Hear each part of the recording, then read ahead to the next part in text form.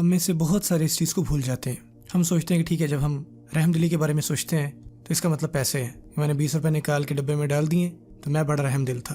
یہ رحم دلی کی تعریف نہیں ہے، یہ تو آپ نے صدقہ کیا ہے، چیریٹی کی ہے. ہاں، اگر آپ نے صحیح نیت سے کیا تو الحمدللہ.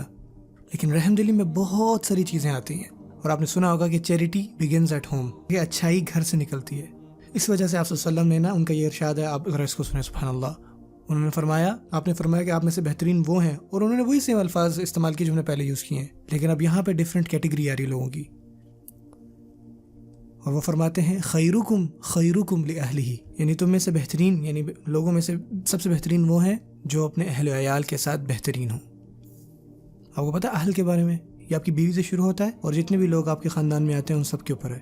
ہو سکتا ہے آپ میں سے کچھ کہے کہ یار اس میں تو اختلاف آ رہا ہے، کہ ایک میں ہم نے پڑھا کہ تم میں سے بہترین وہ ہے جو لوگوں کو دے، اور ابھی ہم نے پڑھا کہ تم میں سے بہترین وہ ہے جو اپنے اہل و عیال کے ساتھ اچھا ہے. اس میں کوئی بھی اختلاف نہیں ہے. آپ کا جو خاندان ہے وہ سب سے پہلے لوگ ہیں، سب سے قریب جو لوگ ہیں وہ آپ کے وہ ہیں.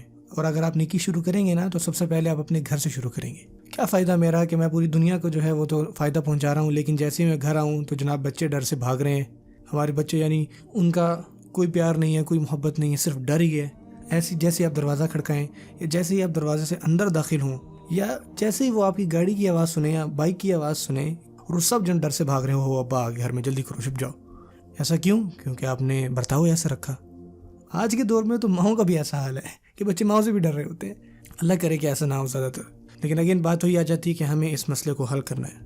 اللہ تعالیٰ دونوں کو، والد یا والدہ، ان دونوں کے دل میں جو ہے وہ زیادہ سے زیادہ پیار محبت پیدا کرے.